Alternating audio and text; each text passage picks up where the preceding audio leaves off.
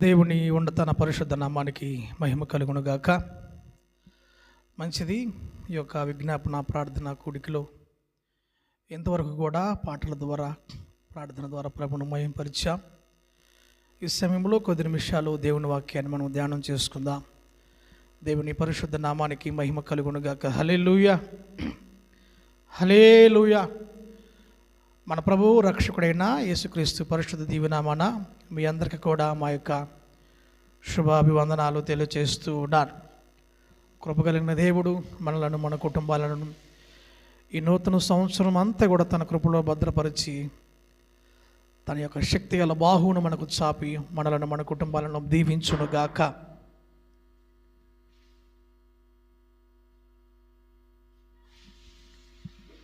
ఆమేన్, హల్లెలూయా.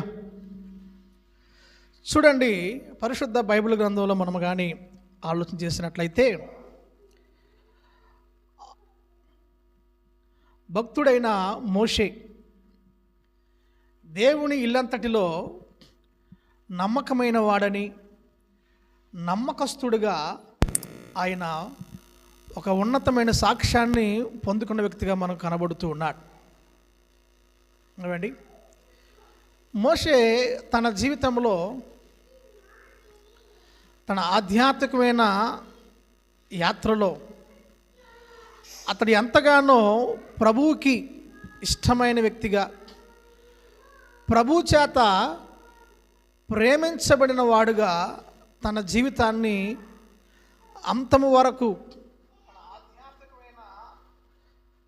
వరకు నమ్మకత్వాన్ని కలిగిన వ్యక్తిగా మనకు బైబిల్ గ్రంథంలో కనబడుతున్నాడు. సాక్షాత్తు ఏమండి, అతడు ఒక మంచి సాక్ష్యాన్ని పొందిన వాడుగా ఉన్నాడు. మోషే నాకు స్నేహితుడు అంటాడు. దేవుడు, నేను మోషేతో ఒక స్నేహితుడితో ఎలాగైతే మాట్లాడుతానో అలాగ నేను మాట్లాడతానని చెప్పేసి మోషే గురించి ఆయన సాక్ష్యం ఇస్తున్నవాడుగా ఉన్నాడు. దేవుని నామానికి మహిమ కలుగునుగాక. హల్లెలూయా. అంత మాత్రమే కాదు, హెబ్రీయులకు రాసిన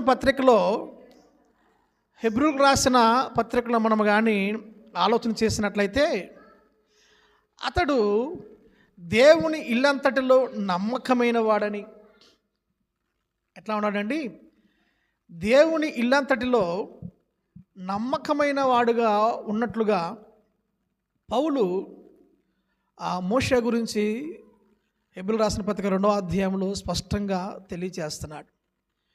నేను ఎందుకు ఈ విషయాలు మీకు తెలియచేస్తున్నానంటే, మనము కూడా ఈ నూతన సంవత్సర ప్రారంభ దినాలలో మనము కూడా ఉన్నాం.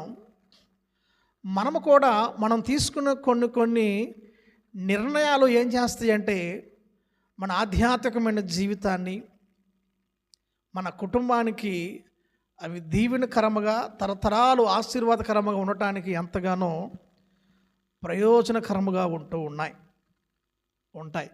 స్తోత్రం, హల్లెలూయా, హల్లెలూయా.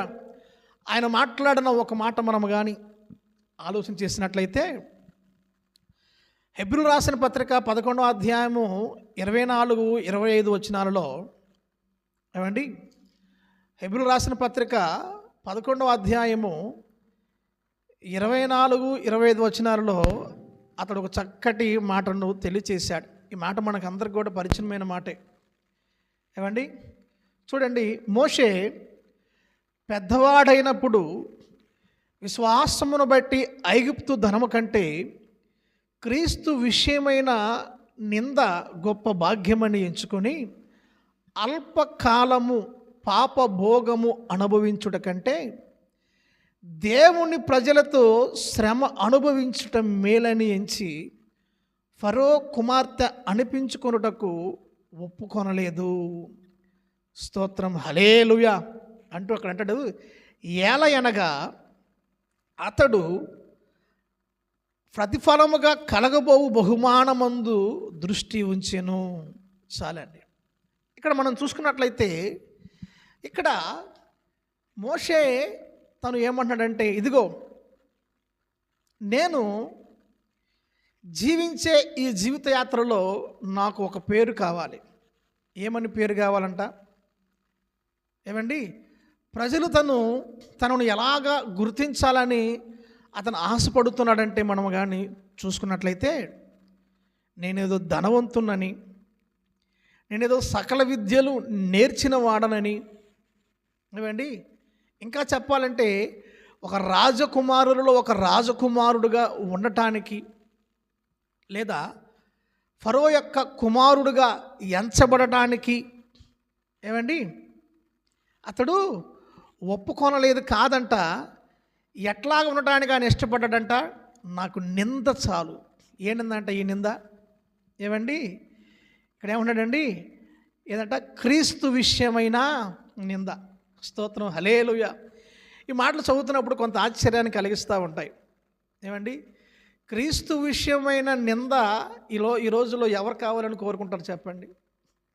అందరూ కూడా ఎట్లా ఉండాలండి, సుఖ సంతోషాలతో సౌఖ్యంతో మంచి పేరు ప్రఖ్యాతలు కలిగి జీవించాలని ప్రతి వ్యక్తి కూడా ఆశపడుతూ ఉంటాడు. కానీ ఇక్కడ మోషే ఏమంటాడంటే, నాకు నింద చాలయ్యా, నాకు నింద చాలు. ఏ నింద అంట? నింద లోకములో వేసే నింద కాదు, లేదా మనం చేసిన అపరాధములు బట్టి, మన తప్పిదాలను బట్టి మనకు లోకులు ఇచ్చే ఏమండి నింద కాదు. కానీ ఏ నింద అంటే నింద క్రీస్తు విషయమైన నింద. బాబా ఎంత గొప్ప మాట అండి. ఏమండి ఎక్కడ చూసుకున్నా కానీ ఏంటంట, నువ్వు సంతోషంగా ఉంటావు, నీకు రెండింతలు మేలు కలిగిద్ది, నువ్వు దీవించబడతావు, నువ్వు విస్తరించబడతావు, మనం సుఖ సౌఖ్యాలతో మనం వర్ధిల్లాలని అందరూ కోరుకుంటారు. కానీ నిజమైన క్రైస్తవుడు, నిజమైన ఒక విశ్వాసి, ఆధ్యాత్మికమైన పరిణితి చెందిన ఒక వ్యక్తి ఎల్లవేళ కూడా అతడు ఎట్లాగా ఏ కోణంలో తనను తాను దృష్టించుకునే వ్యక్తిగా ఉంటాడంటే, ఈ లోకంలో కలిగే పేరు నాకేమొద్దు, ఈ లోకము నాకు ఇచ్చే భోగాలు నాకు ఏమీ వద్దు, కానీ క్రీస్తు విషయంలో నేను ఎలాగ ఉన్నాను, క్రీస్తు నన్ను చూసినప్పుడు నేను ఆయన దృష్టికి, లేదా ఆయనను ఒక అంబాసిడర్గా నేను కలిగి ఉండి ఆయన కొరకు నేను జీవించే ఈ జీవిత యాత్రలో నా నిమిత్తము క్రీస్తుకి ఏమి ఆపాదించబడుతుంది అన్న విషయము చాలా ప్రాముఖ్యమైన విషయం. దేవుని పరిశుద్ధ నామానికి మహిమ కలుగునుగాక. హల్లెలూయా. ఏంటంటే మన నిమిత్తం అంట ఏంటంట, దేవునికి ఏమి రావాలంట, మహిమ రావాలి, దేవునికి ఘనత కలగాలి. ఏమండి చూడండి, మనం అల్లారు ముద్దుగా పెంచుకున్న బిడ్డలు ఏంటంట కొన్ని లక్షలు వారి మీద వ్యయంగా పెట్టి వారిని మనము చదివిస్తున్నప్పుడు వారు సరిగ్గా చదువుకోకపోతే, సరిగ్గా పరీక్షలలో ఉత్తీర్ణత చెందకపోతే తల్లిదండ్రులు ఎంతగానో బాధిస్తారు కదండి, ఎంతగానో బాధపడతారు. ఏమండి బహుశా బిడ్డలకు ఆ విషయాన్ని ముఖాముఖిగా తెలియచేయలేకపోయినా కానీ ఇదంట వారు ఏమవుతారండి, ఎంతో హృదయకరమైన వేదనను అనుభవించే వ్యక్తులుగా ఉంటారు.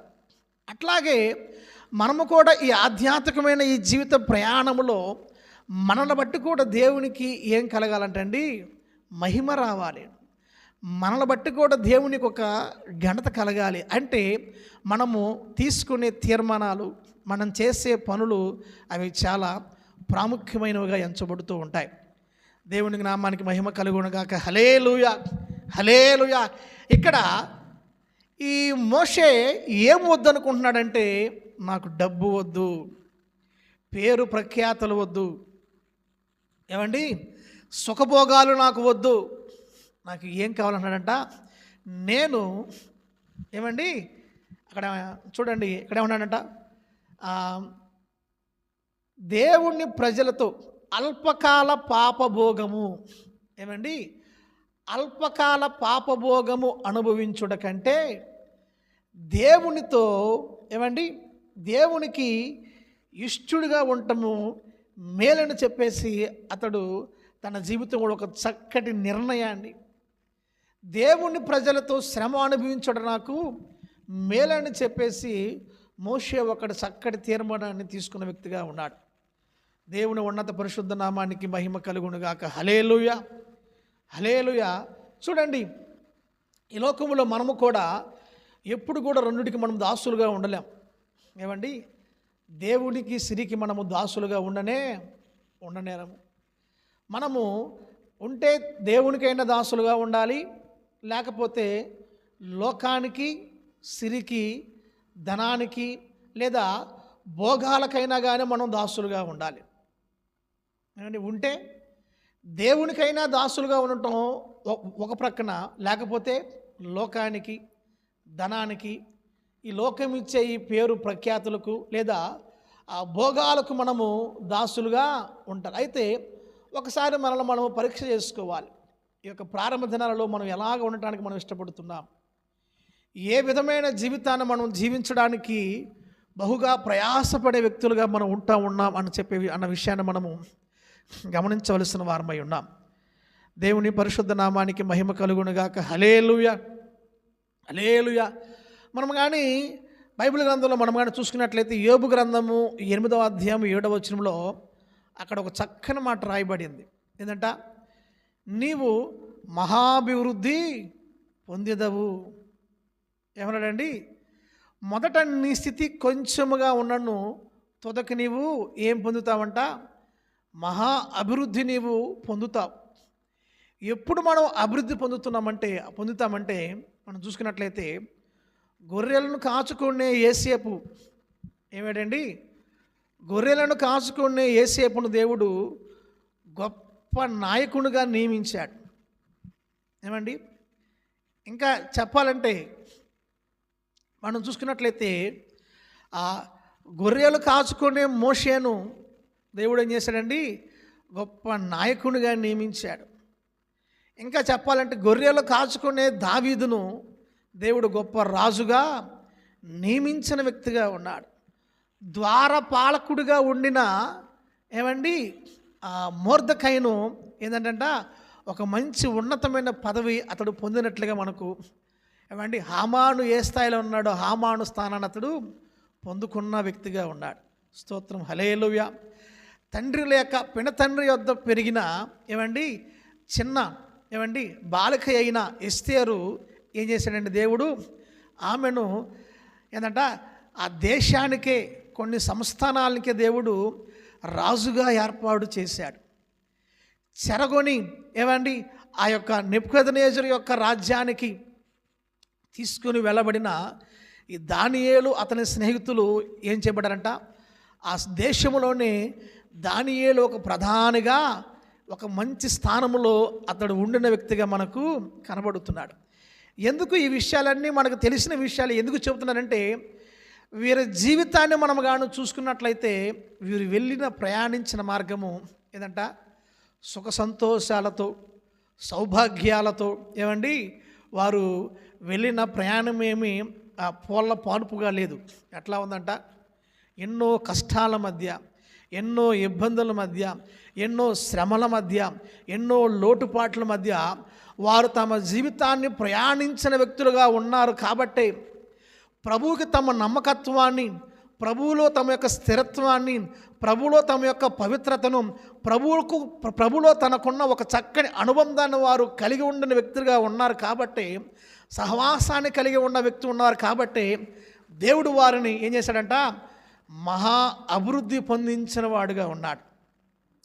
దేవుని పరిశుద్ధ నామానికి మహిమ కలుగునుగాక. హల్లెలూయా, హల్లెలూయా.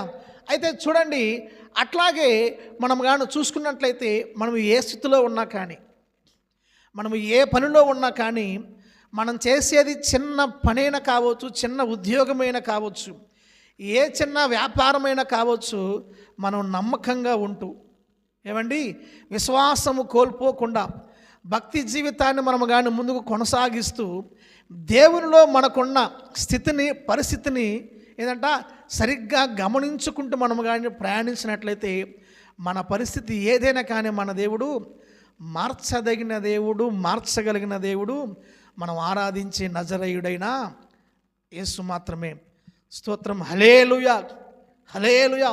ఎందుకు నేను ఇక్కడ ఈ విషయాన్ని నేను ఒక్క ఆయన చెబుతున్నానంటే, మోషే ఏంటంటే అన్నీ వదిలేసుకున్నాడు.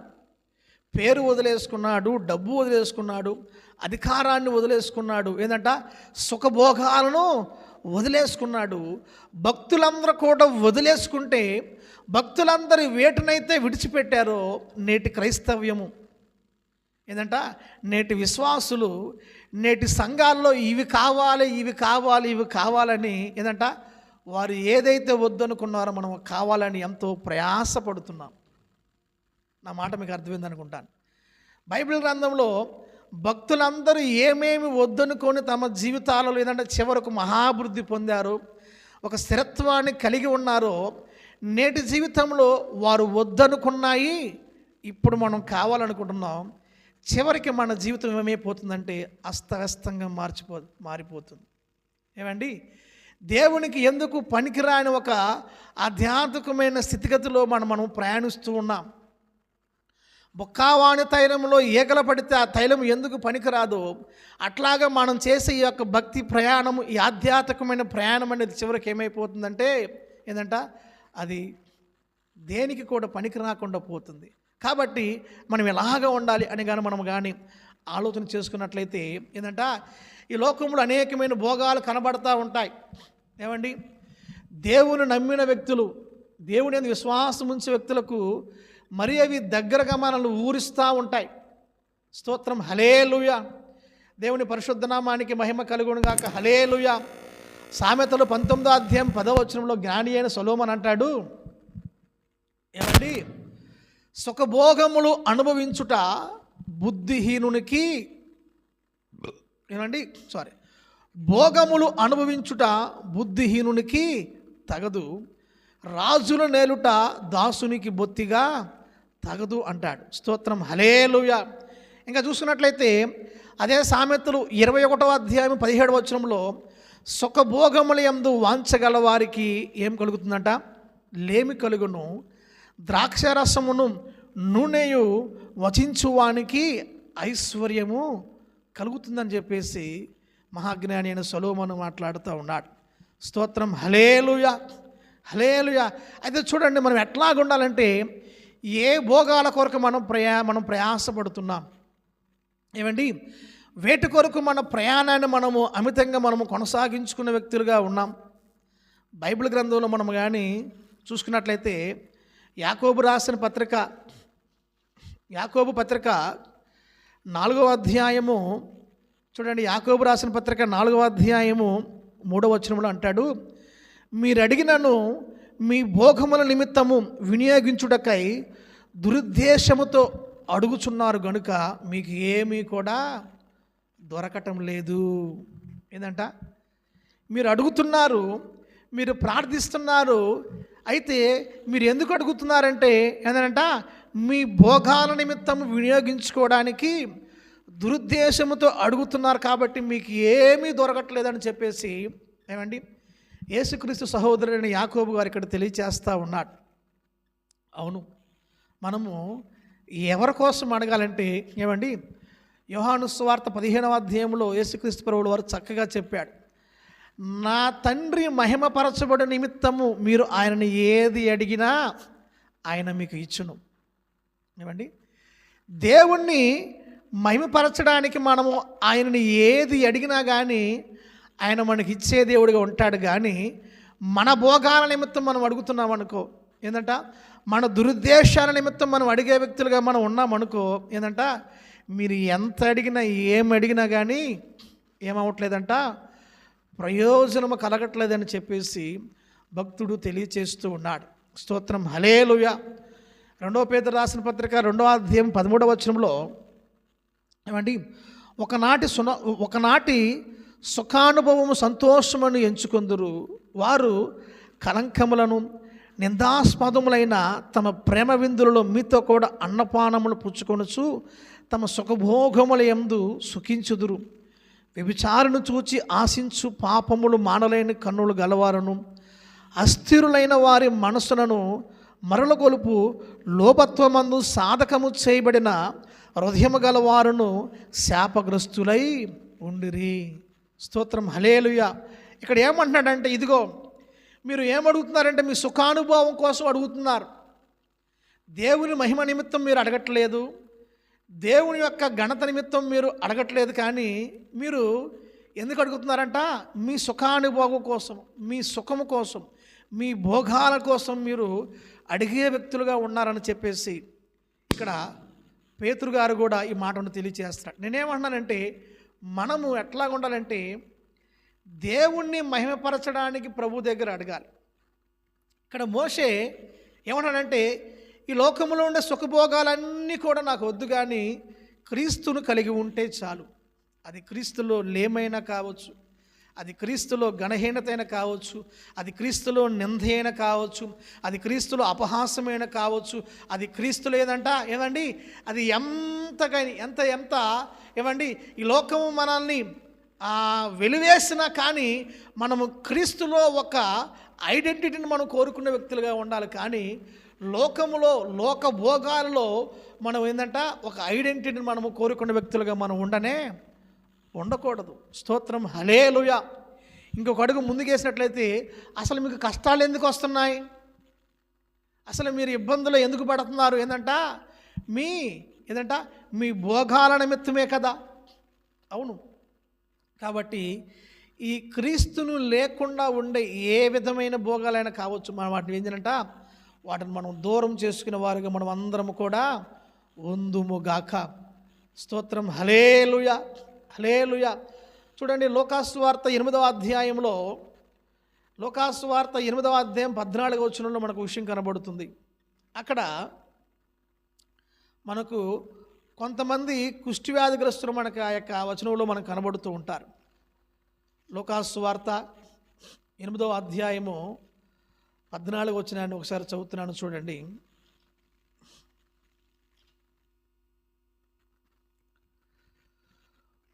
ఏమండి, లోకాసువార్త 8వ అధ్యాయం 14వ వచనంలో మనం చూసుకున్నట్లయితే, ముండ్ల పొదలలో పడిన విత్తనము పోలిన వారు ఎవరనగా, విని కాలము గడిచిన కొలది ఈ జీవన సంబంధమైన విచారముల చేతను ధనభోగముల చేతను అణిచివేయబడి పరిపక్వముగా ఫలించని వారు. స్తోత్రం, హల్లెలూయా.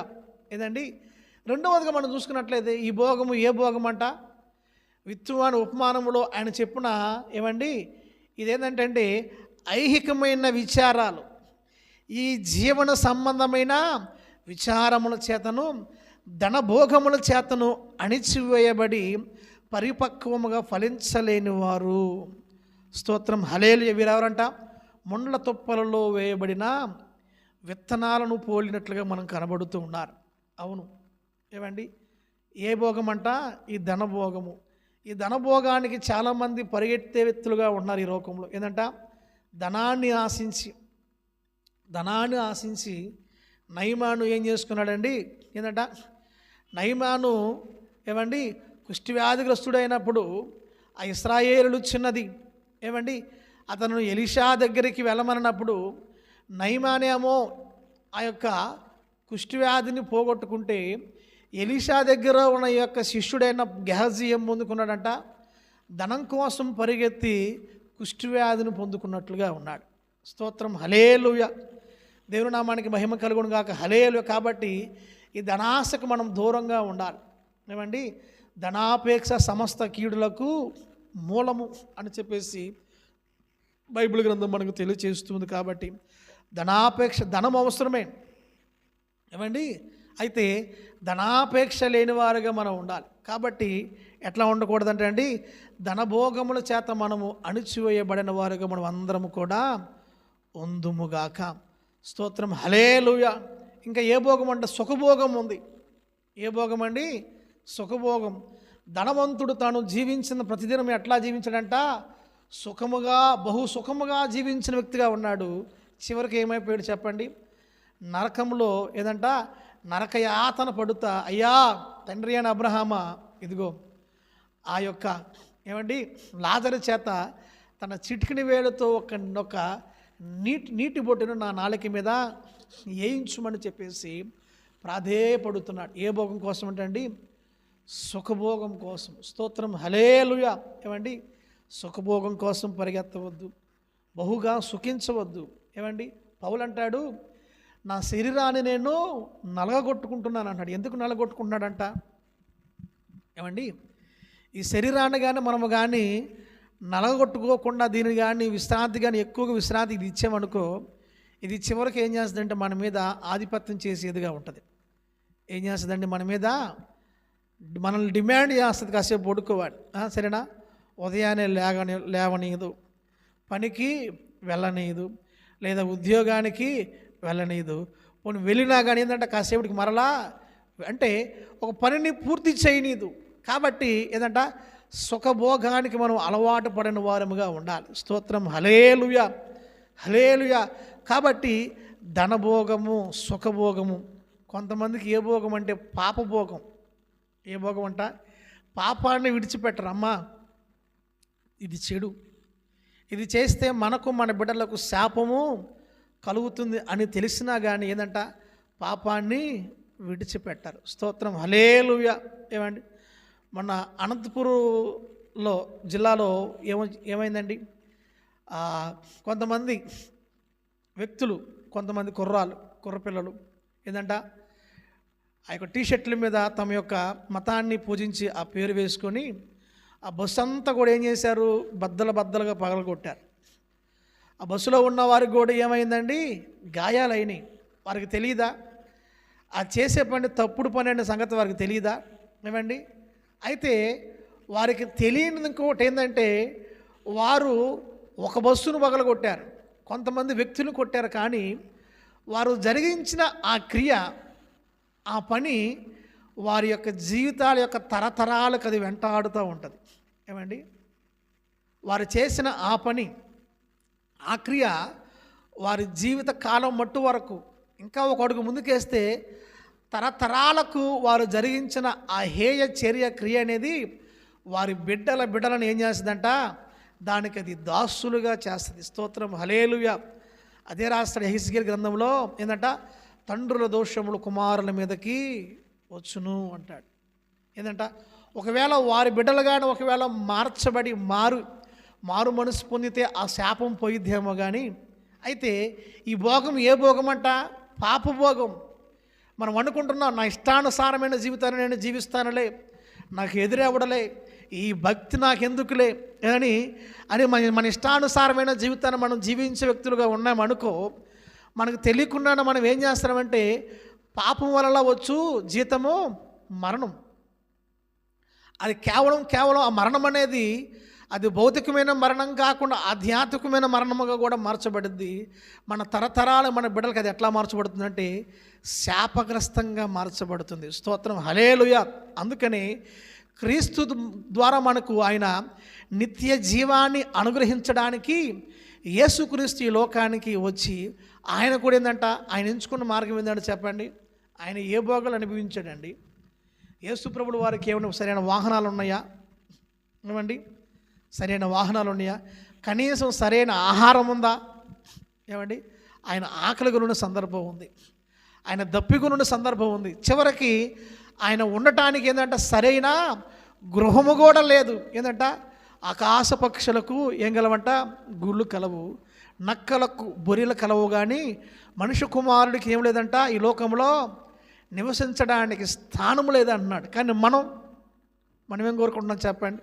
ఏదంట, కొంచెం చలిని ఒప్పుకోలేము, ఏమండి, సరైన వసతి లేకపోతే వెళ్ళలేము. కానీ భక్తులందరి జీవితాలు చూసుకోండి, వారు శ్రమను తమకు ఆధారంగా చేసుకుని జీవించిన వ్యక్తులుగా ఉన్నారు. కష్టాల కొలిమిలో ప్రభు కొరకు నమ్మకమైన సాక్షులుగా వారందరూ జీవించిన వ్యక్తులుగా ఉన్నారు. స్తోత్రం, హల్లెలూయా. మోసే సుఖభోగాన్ని విడిచిపెట్టాడండి, తనకున్న ధనాన్ని విడిచిపెట్టాడు, పేరుని విడిచిపెట్టాడు. ఏంటంట, తనలో ఉన్న నైపుణ్యాన్ని, అతడంట సకల విద్యలందు ప్రావీణ్యత కలిగిన మోసే ఏమైపోయాడంట, ఆయన గురించి ఏమని రాయబడిందండి, నత్తివాడిగా మార్చబడ్డాడు. ఎట్లా నత్తివాడిగా మార్చబడ్డాడు చెప్పండి? 40 సంవత్సరాల అరణ్యంలో ఆ యొక్క గొర్రెలను ఏంటంట, గొర్రెల కాపురగా గొర్రెలతో ఆయన ఏం మాట్లాడతాడు? ఆయనకు మాట్లాడుకోవడానికి మనుషులు కూడా లేరు. ఎవరి నిమిత్తం అంట, ఎవరి నిమిత్తం అండి? అట్లాగా అతడు ఏమైపోయాడంటే సకల భోగలమయందు ఐశ్వర్యంతుడైన మోషే ఏంటంట సమస్తాన్ని ప్రభు కొరకు విడిచిపెట్టిన వాడుగా ఉన్నాడు. పౌలు అంటాడు, ఇదిగో ఏంటంట, నేను అతిశయించాలంటే పరిసయ్యుణ్ణి, 9వ దినాన్ని సున్నతి పొందాను. ఏంటంట సన్హెడ్రిన్ సభలో నేను ఏంటంట ఒక మెంబర్షిప్ కలిగిన వాడిని, మరి ప్రాముఖ్యంగా గమాలియేలు యొక్క పాదాల యొద్ద నేను విద్యను అభ్యసించిన వాడిని, మంచి ధనికమైన కుటుంబంలో జన్మించిన వాడు, ఉన్నత విద్యను అభ్యసించిన వాడు. ఇప్పుడు ఏమన్నాడంట, సమస్తాన్ని క్రీస్తు కొరకు నేను నష్టముగా ఎంచుకుంటున్నాను అన్నాడు. ఏంటంట క్రీస్తు కొరకు సమస్తాన్ని నష్టముగా నేను ఎంచుకుంటున్నాను అన్నాడు. స్తోత్రం, హల్లెలూయా. దానియేలు స్నేహితులు ఏం చేశారండి, మాకు ఏంటంట పాపముతో నిండిన ఏమండి ఈ మలినమైన ఈ ఆహారం మాకు వద్దు, కానీ ఆహారంలో కూడా మాకు పవిత్రతే కావాలి. ఏంటంట శాకాహారులుగా మార్చబడ్డారు. ఏం చేశారంట, దేవుని యొద్ద నుంచి గొప్ప ఘనతను జ్ఞానాన్ని పొందుకున్న వ్యక్తులుగా ఉన్నారు. ఆ దేశానికి తమకున్న జ్ఞానము చేత రాజులుగా మార్చబడిన వారుగా ఉన్నారు. స్తోత్రం, హల్లెలూయా. ఇట్లా బైబిల్ గ్రంథంలో ప్రారంభం నుంచి ముగింపు వరకు మనం చూసుకున్నట్లయితే భక్తులు నడిచిన మార్గాలు అవన్నీ కూడా ఏవండి సుఖమయమైన జీవితాలు కాదు, పూలపానుపు కాదు, కానీ ఎన్నో కష్టాల శ్రమల మార్గంలో వారు ప్రయాణించారు. కాబట్టి వాటిలో కూడా తమకు ఎదురవుతున్న ప్రతి విషయంలో కూడా ప్రభువులో తమ విశ్వాసాన్ని వారు విడిచిపెట్టలేదు. ఏమండి చెప్పండి.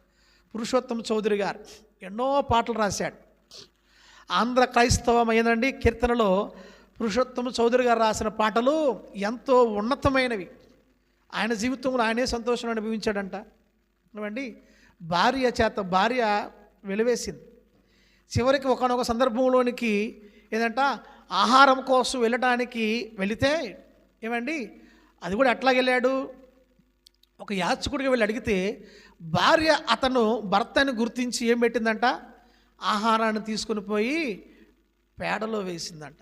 ఏమండి భక్త సింగ్ గారు గొప్ప ధనవంతుడు ఏం చేశాడండి, ఏంటంట వారు చెప్పాడు, ఇదిగో ఓ భక్త సింగా, ఆ దేవుని నువ్వు విడిచిపెట్టేసాయి, ఇదిగో నీకు ఏది అడిగితే నీకు అది చేస్తామంటే ఏంటంట, నేను ఈ దేవుని నేను విడిచిపెట్టను. కానీ ఏంటంట విశ్వాసంతో బ్రతికాడు భక్త సింగ్ గారు.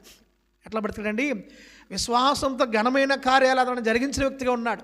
కనీసం అతడు ఇదిగో అతడి యొక్క అవసరాల నిమిత్తము ఎవరికి ఏ వ్యక్తులు కూడా చెప్పే వ్యక్తి కాదంట భక్త సింగ్. ఏంటంట ప్రభువుతోనే చెప్పేవాడంట. ఏంటంట అనేక మంది ఫారినర్స్ ఇదిగో మీకు ఫండ్ ఇస్తామయ్యా, మాతో కలిసి పనిచేయమంటే నాకు సహాయం చేసే దేవుడు ఉన్నాడని చెప్పేసి విశ్వాసంతో తన పరిచర్యను ముందుకు కొనసాగించాడు. కాబట్టే ఈరోజు ఆ హెబ్రోను పరిచర్యలు ఎంతో దీవెనకరంగా ఆశీర్వాదకరం. భక్తులందరి జీవితాలు మీరు చూడండి, ఏంటంట వారి జీవితాల్లో తాము తీసుకున్న నిర్ణయాలు అనేవి చాలా ప్రాముఖ్యమైనవి.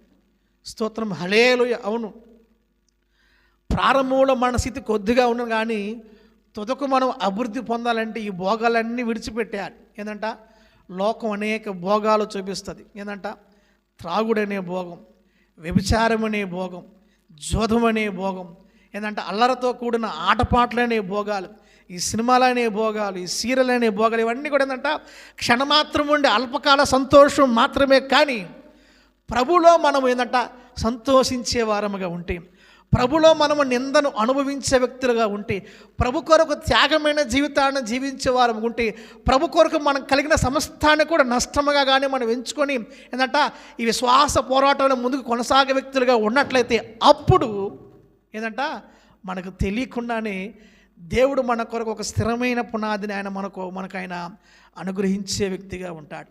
స్తోత్రం, హల్లెలూయా. అప్పుడు చెప్పవచ్చు మనం ఏంటంట మొదట మన స్థితి కొద్దిగా ఉండను, తుదకు నీవు మహా అభివృద్ధి నీవు పొందేదవు. స్తోత్రం, హల్లెలూయా. కాబట్టి ప్రభునందు ప్రియమైన దేవుని బిడ్డలారా, దైవ జనాంగమా, ఇక 2026 సంవత్సరం యొక్క ప్రారంభ దినాలలో ఏంటంట మన భోగాలు అవసరమే. ఏమండి కనీసము నెసెసిటీ కొంత ఉంటుంది, కానీ విస్తారంగా ఏ విషయంలో కూడా మనం ఆశ పెట్టుకోకూడదు. దేవుని తప్ప మరి ఎవరిని కూడా మనం ప్రేమించకూడదు. అది బిడ్డలైనా కావచ్చు, మనం చేసే ఉద్యోగమైనా కావచ్చు, మనకున్న పేరు ప్రఖ్యాతులైనా కావచ్చు, ఏమండి ఏంటంటే మనకున్న ధనమైన కావచ్చు, మనమున్న బంధు బలగమైన కావచ్చు, లేదా మన కులమైన కావచ్చు, వాట్ ఎవర్ ఇట్ ఈస్, సమస్తాన్ని కూడా మనం ఏంటంట ప్రభు కొరకు నష్టముగా ఎంచుకోవాల్సిందే. సుఖభోగాల వెంట పరిగెత్తకూడదు, ధనభోగాలు వెంట పరిగెత్తకూడదు.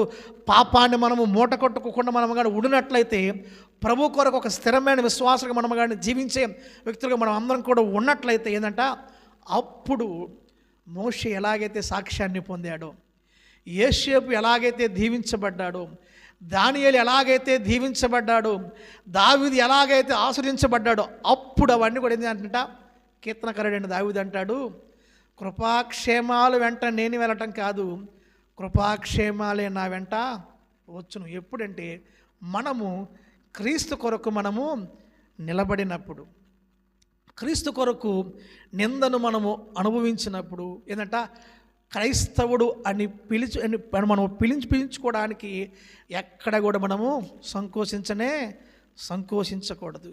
ప్రజలను మనం చూసి మనలో ఉన్న గుణాధిశాలను ప్రజలు గుర్తించే విధంగా మన భక్తిని మనము చేసే వ్యక్తులుగా ఉండాలి. స్తోత్రం, హల్లెలూయా. కాబట్టి ఈ యొక్క 2026 సంవత్సరం యొక్క ఈ ప్రారంభ దినాలలో మనం ఎలాగుందామంటే ఏంటంటే, మోషే వంటి తీర్మానాన్ని మనం తీసుకుందాం. భక్తులు తీసుకున్న ఆ యొక్క జీవిత యాత్రలు ఏంటంట, వారు భోగాల వెంట పరిగెత్తలేదు, కానీ ప్రభు కొరకు తమకున్న సమస్తాన్ని కూడా నష్టంగా ఎంచుకున్న వారు ఉన్నారు. కాబట్టి ప్రభు కొరకు నిందలు అనుభవించిన వారు, కాబట్టి ప్రభు కొరకు త్యాగమైన జీవితాన్ని వారు జీవించిన వ్యక్తులు ఉన్నవారు. కాబట్టి నేటికి వారు మన మధ్య వారు సజీవులుగా ఉన్నారు. వారి సాక్ష్యాన్ని నీవు నేను కూడా పంచుకుంటున్నాం. అది భక్త్ సింగ్ గారు కావచ్చు, సాధు సుందర్ సింగ్ గారు కావచ్చు, మోషే కావచ్చు, యేసేపు కావచ్చు, బహుశా అది నీవైనా కావచ్చు. కాబట్టి ప్రభు కొరకు ఒక ఘనమైన జీవితాన్ని జీవిద్దాం, చక్కటి తీర్మానాన్ని కలిగే జీవితం. ఏంటంటే, ఈ లోకంలో మన కళ్ళకు కనబడి ఏ భోగాల వెంట పరిగెత్తవద్దు. ఏమండి, ఏ పాపభోగం మనకొద్దు, ధనభోగం మనకొద్దు, సుఖభోగాలు వద్దు. క్రీస్తే మన భోగము. స్తోత్రం, హల్లెలూయా. క్రీస్తునే మనం వ్యసనంగా కలిగి ఉందాం. క్రీస్తులో ఒక స్థిరత్వమైన జీవితాన్ని మనం కలిగి ఉందాం. అటువంటి ఉన్నతమైన కృపణ దేవుడు మనకు అందరికీ అనుగ్రహించునుగాక. ఆమేన్, హల్లెలూయా. ప్రార్థన చేసుకుందాం. మహాపరిశుద్ధుడా, మహోన్నతుడా,